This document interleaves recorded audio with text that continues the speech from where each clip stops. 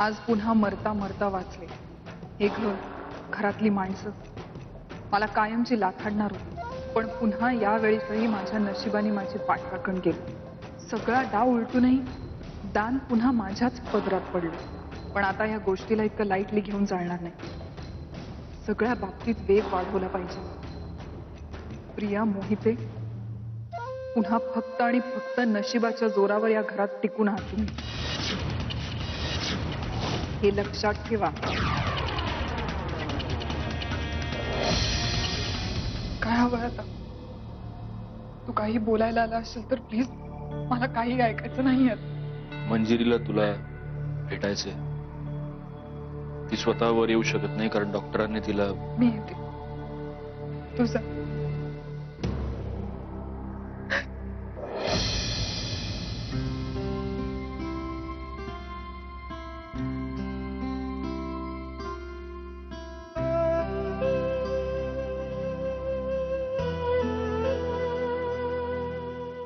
प्रियंका, कशी आहे मंजिरी? नाही, काळजी करायचं कारण नाही. त्यांची प्रकृती आता स्थिर आहे. डॉक्टरांचं म्हणणं होतं की अति स्ट्रेसमुळे त्यांना हा त्रास झालाय. ते आता आराम करतात आणि सत्यजित सुद्धा त्यांच्यासोबत आहे. हो ना, इतकं अनपेक्षित घडलं सगळं. विचित्रच प्रकार होता. त्याचा ताण येणारच ना तिच्यावर. मी काही आता पुण्याला निघत नाही. माझं चित्तच थाऱ्यावर राहणार नाही हो. तिची सतत काळजी वाटत राहील मला. काकू, तुम्ही आज दोघं माझ्यासोबत माझ्या घरी चला. हो ठीक आहे. सकाळी मंजिरीला भेटूनच निघेन मी.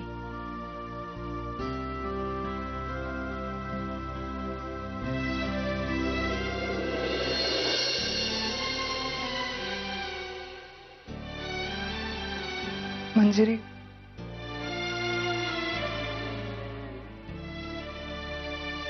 हळू. प्रिया, प्रिया, बस.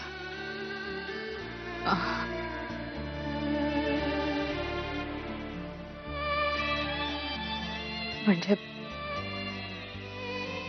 मी कुठून सुरुवात करू? मी काय बोलू? मला खरं, मला माहितीये तुला काय बोलायचं. एक सांगू, सोड तो विषय. प्रिया, प्रिया, माझी खूप मोठी चूक झाली. मला खरंच कळत नाही मी अशी कशी वागले तुझ्याशी.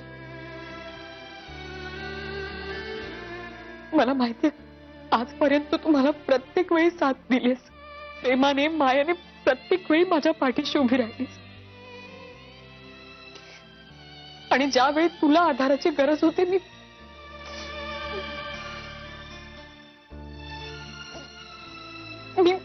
स्वतःला कशी नाही सावरू शकले मला खरंच कळत नाहीये. माझा हात असा उठलाच कसा? मंजिरी, भूतकाळ पुन्हा उकरून काही फायदा नाहीये. झालं तर आपल्याला त्रासच होईल. त्यामुळे जाऊ दे ना आता. चल, तू पड. डॉक्टरांनी तुला आराम करायला सांगितलं. मला माहितीये तुला खूप राग आलाय माझा. हो ना, मला राग नाही आला, पण एक गोष्ट सांगू, मला ना खूप वाईट वाटलं. इतरांनी मला दोषी ठरवलं याचं वाईट नाही वाटलं, पण तू मला अपराधी मानलंस याचं सगळ्यात जास्ती वाईट वाटलं. मला असं वाटलं एका सेकंदात तुझा आपलेपणा, विश्वास सगळंच गमावून बसले मी. हे बघ प्रिया, एकदा चूक झाली माझ्याकडून, मला मान्य आहे.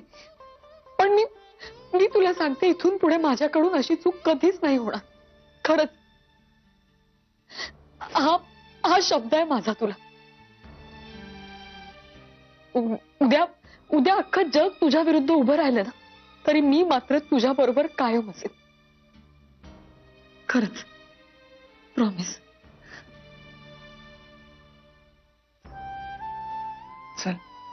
तू आराम कर.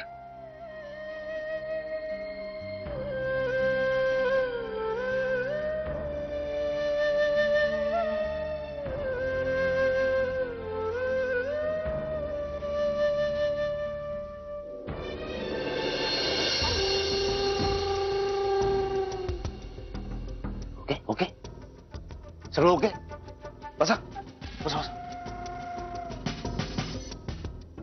कसा होता पेपर बोला बोला बोला मिसेस बोला पेपर कसा होता बोला मिसेस बोला बोला पेपर पेपर कसा होता बोला मिसेस बोला सोपा होता. सोपा होता पेपर सोपा होता व्हेरी गुड पण सविस्तर सांगा म्हणजे पेपर कसा गेला मी तिथे कळलं कळलं मला संजय तुम्ही सविस्तर सांगा उलगडा करा सविस्तर काय सांगू साहेब बाईसाहेब एकदम फार्मात होत्या जबराट भाषण केलं साहेब मी तर ऐकतच राहिलो त्या प्रियाबाईची अब्रू तर वेशीवर टांगली लय मजा आली साहेब लय मजा आली मी तर जवळच होतो बाईसाहेबांच्या माग साहेब बाईसाहेब कुठंच अडकळल्या नाही तुम्ही जर बाईसाहेबांचं बोलणं ऐकलं असतं ना तर गारच झाला असता हा साहेब नेहमीच गोगल गाईवाने असणाऱ्या बाईसाहेब आज सशासारख्या धावत होत्या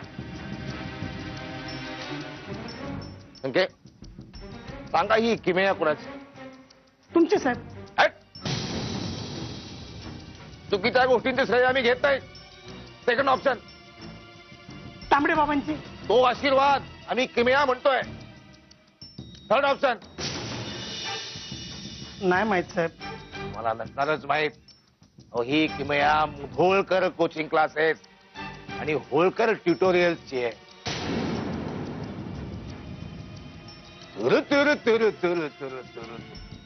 संकेता उद्याच्या फ्लाईटचे काश्मीरचे 2 तिकीट बुक करा जा as fast as you can happy कितनी खूबसूरत ये तस्वीर है कितनी खूबसूरत ये तस्वीर है वो कश्मीर है ये तस्वीर है कितनी खूबसूरत ये तस्वीर है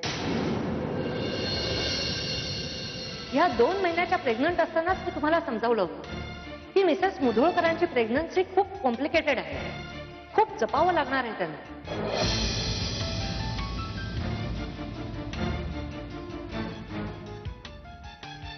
sorry to say Mr Mudholkar पण तुम्ही तुमच्या बायकोच्या प्रेग्नन्सीच्या बाबतीत फारच केअरलेस आहात यांना तासातासानेच साखर पाणी देत जा यांना उद्याच्या उद्याच क्लिनिकवर घेऊन या आपल्याला त्यांची सोनोग्राफी करायला हवी आणि हो ह्याच्या पुढे पुन्हा असला हलगर्जीपणा करू नका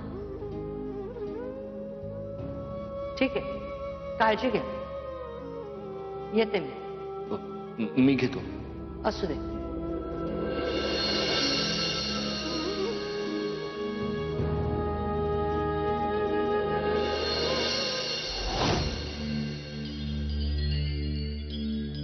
सत्या काय करतोय ते कणेरी मंजिरीसाठी तब्येत कशी आहे तिची आता बरी आहे ना व म्या भेटायला नाही गेली बघ म्या गेले की माझ्याबरोबर बोलत बसली मग आराम करायची नाही म्हणून नाही गेले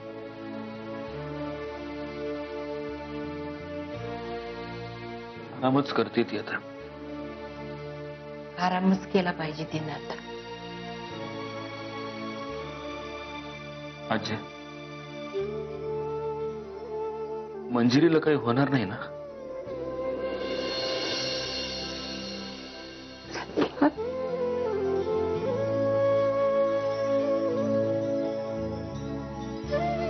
असं काय विचारतोस बाळ काय बी होणार नाही बघ तिला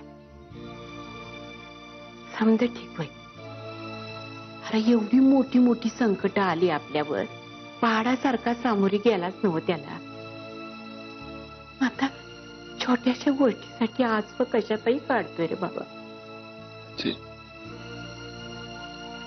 मंजिरीला जर काही झालं ना तर मंजिरीला काय बी होणार नाही. नग तिची काळजी कर तू. मला ठाव आहे नवरा बायकोचं नातं आहे तुमचं. तिला जखम झाली तर तुला यदना होतात. ठाव आहे मला. पोरा जरा धीरानं घे. अरे हे होणारं लेकरू अंबाबाईचा प्रसाद आहे. त्या जीवाला कसं काय होईल. आणि माझी नातसून ती तर या घरची लक्ष्मी आहे. तिला बी काय बी होणार नाही. हं? असे दुःखाचे प्रसंग येतात आणि जातात. पण त्यानं असं खचून जायचं नसतं र. धीरानं तोंड दे त्याला. हं? तू वर बसलाय ना वर, त्याच्यावर विश्वास ठेव. हं? समजा व्यवस्थित होईल. हं? कुणाचं माझं लेकरू ते. आता रडायचं नाही. रडू नकास. जा कनेरी नेऊन दे. गरम गरम कनेरी घेतली की बरं वाटेल तिला.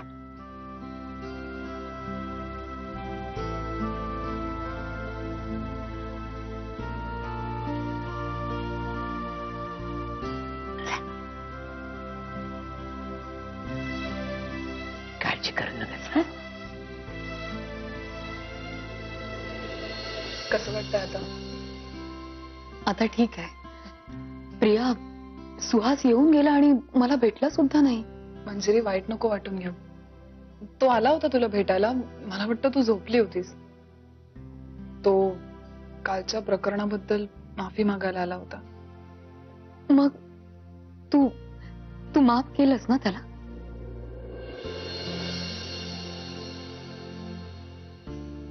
प्रिया, अगं माझ्यासारखाच गोंधळला असेल तो. तसा खूप साधा आहे. त्याला छक्के पंजे यातलं काहीच कळत नाही. मंजिरी शांत हो. मी बोलले त्याच्याशी. त्याला माफही केलं. खरं तर माझा कोणावरच राग नाही. मला कोणावर रागवण्याचा हक्कच नाहीये.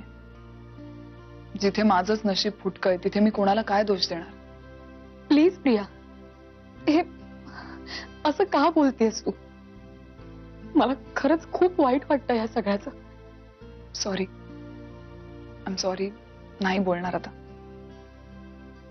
मंजिरी, मला तुला एक सांगायचं होतं.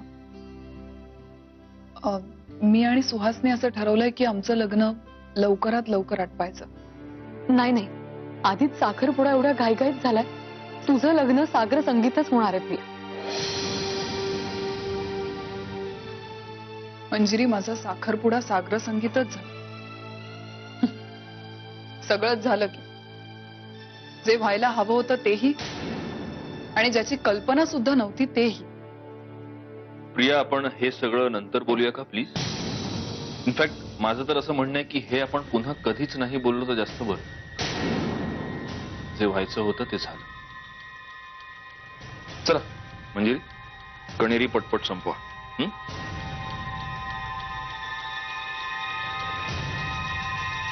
तुला काय हवंय का?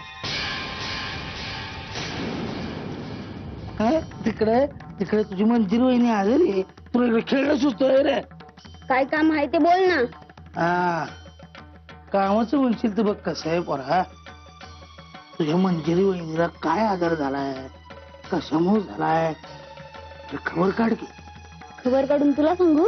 अरे माझं सोनं तू अक्षी बरोबर.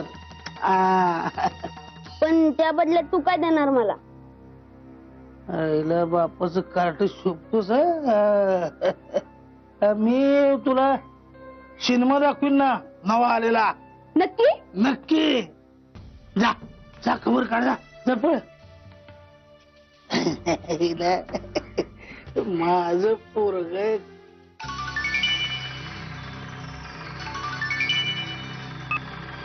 वर गंगेच्या काठावरती वचन दिले तू मला जन्मीची ऊन सापडे. ओळखलं का मला? हा? काय मोतीवाले बाई, फोन उचलल्या तुम्ही? मिस्टर होळकर असं नाही म्हणालात, फार चुकल्यासारखं वाटलं हो. काय प्रॉब्लेम नाही ना? नाही, तुमच्या रिंग एक्सचेंजच्या सेरेमनीच्या दिवशी मंजुषा होळकर नावाचं वादळ तुमच्या घरात येऊन गेलं. Am I right? काय झालं? मुधोळकरनी तुम्हाला काय घराच्या बाहेर हाकलून दिले की काय? आत्मिक समाधान मोठेवाले बाई. आणि मिस्टेक की सजा मिळालंच पाहिजे ना. तुम्ही केलेल्या चुकीच्या मिस्टेक की सजा तुम्हाला मिळाली. मिस्टर होळकर, का केलं तुम्ही असं? मी एवढं काय बिघडवलं होतं तुमचं? मिस्टर होळकर, मला माझ्या आयुष्यात तुम्ही सुखाने का जगू देत नाही? And for your kind information, हे आम्ही नाही केलं. हे सगळं परमपूज्य तांबडे बाबांनी केलेलं आहे. हो, करते तेच, करविते तेच, आम्ही निमित्त मात्र. हे असं करून काय मिळवलं तुम्ही? कशासाठी? का केलं ते सगळं?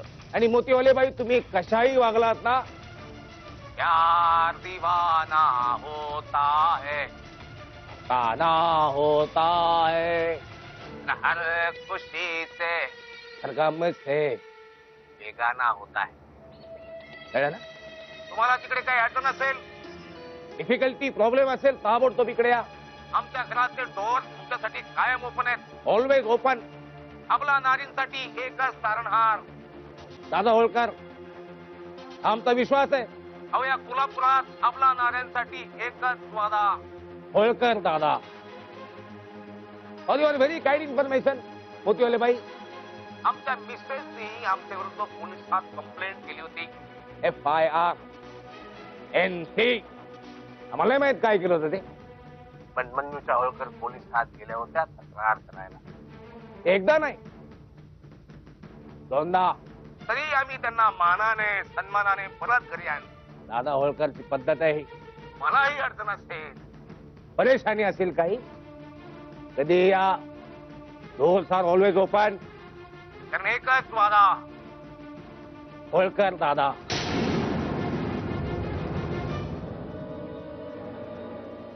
वादा कर ले साजना, तेरे बिना मैं ना रहूं मेरे बिना.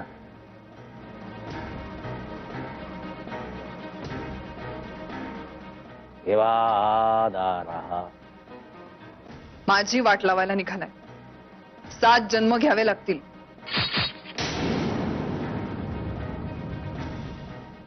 अहो बस, पुरे आता. अगं पुरे काय, हे अख्खा संपवायचं तुला? हे एवढं सगळं? म्हणजे काय माझ्यासाठी गेलंय? चल चल चल चल चल. अगं वहिने, तुला काय झालं? अहो तुम्ही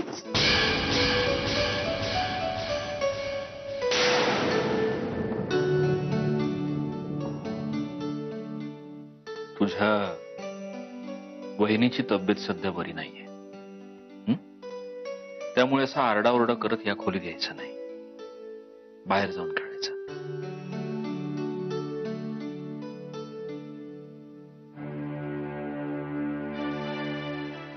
चला. थँक्स. मला खूप बरं वाटलं तुम्ही त्याच्याशी एवढं प्रेमाने बोललात. मी प्रेमाने नाही बोललो, मी फक्त शांतपणे बोललो. कारण मला एक माहिती, म्हणजे आता जर त्या मुलावर मी चिडचिड केली असती तर तुला त्रास झाला असता.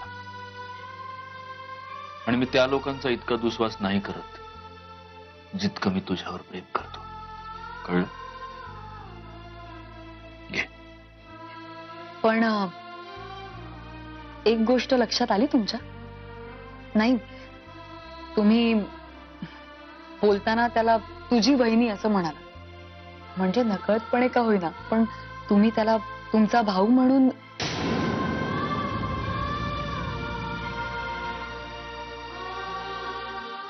आता उगीच स्वतःचं ज्ञान पाजळत बसू नकोस. कळलं? घे.